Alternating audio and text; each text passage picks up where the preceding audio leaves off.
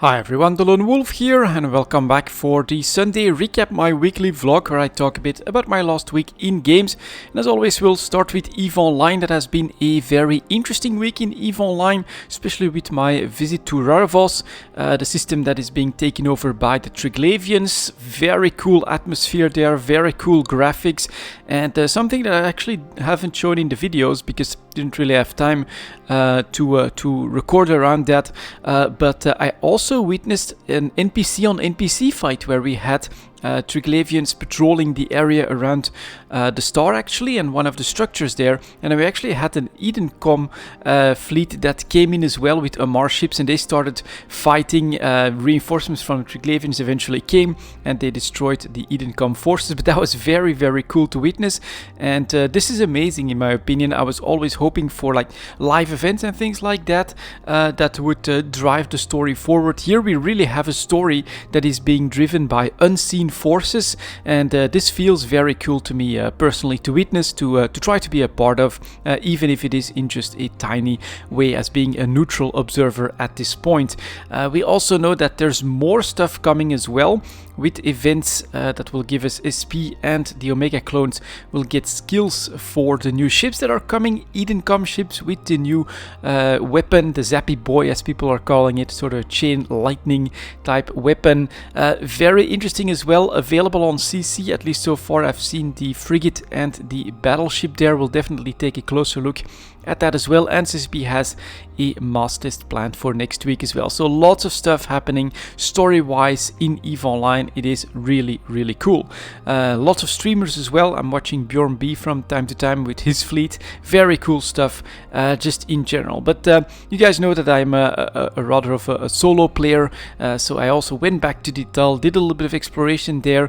SSM has been treating me surprisingly well, both 4 out of 10 and a vigil at the same time in that system. Found a couple more good sides there as well on previous rounds, so that has been very satisfying.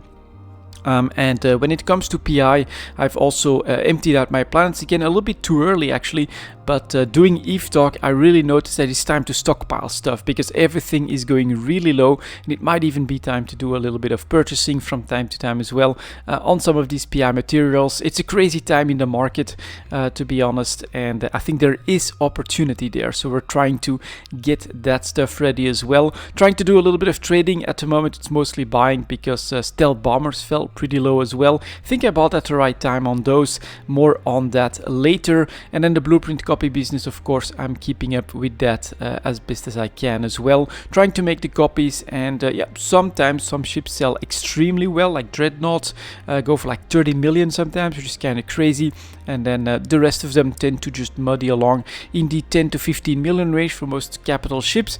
And then the structure BPCs are down at the moment. I think full focus is on the on the story that's happening, and I also think that there's a little bit more wariness with the changes to the structure, so that now they can drop loot. People are losing their structures. Quite a bit of complaining happening around that as well, but in general I think it is pretty interesting. And if I personally were planning to take a really long break in EVE Online, I would make sure that nothing in a structure would be something I would not be willing to lose. So that's honestly, if you're gonna take really long breaks in EVE Online, you gotta be prepared for that, and that means get your stuff in an NPC station.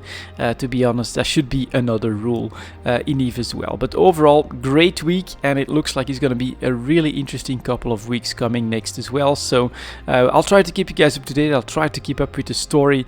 It is a lot of cool stuff that's happening in EVE right now.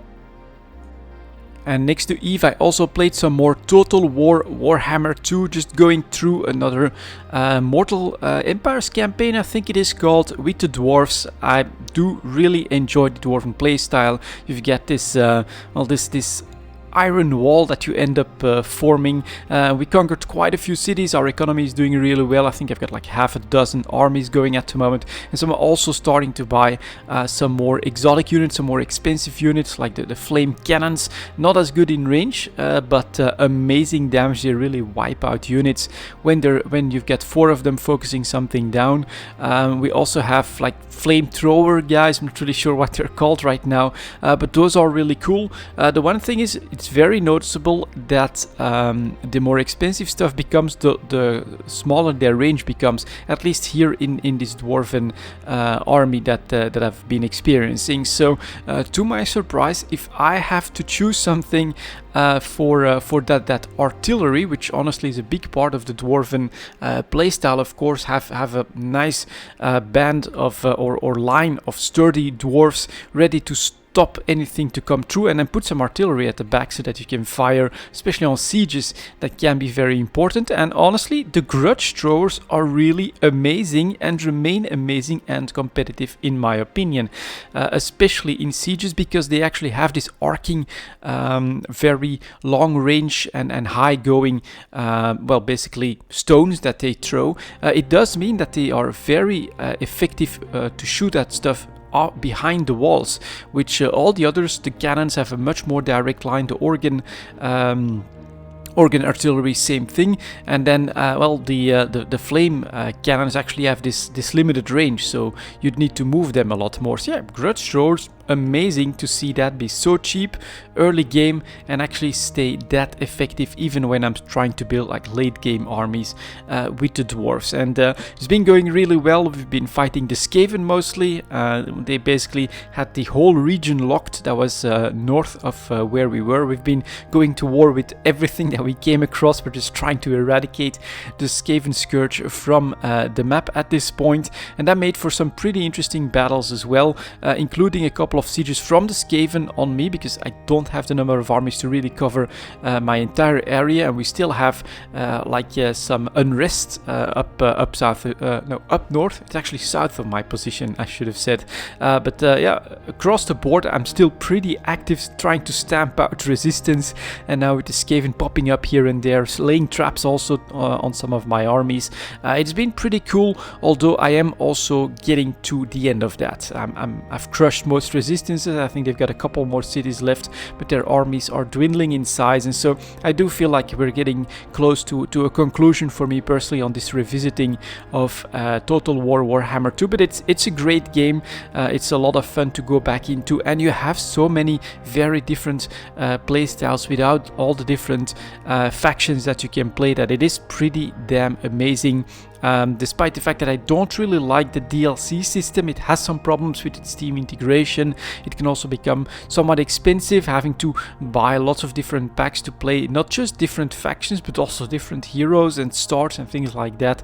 It gets rather confusing and rather muddy, but overall it's still such great value and replayability for the game that I'm definitely willing to roll with the punches on that, and to just, you know, come back to Total War Warhammer 2, get some of that free DLC from time to time, perhaps buy one of the bigger DLCs as well, so that I can try a new faction and just keep rolling with it. It is truly an amazing game, despite some of the problems that it has on the DLC front.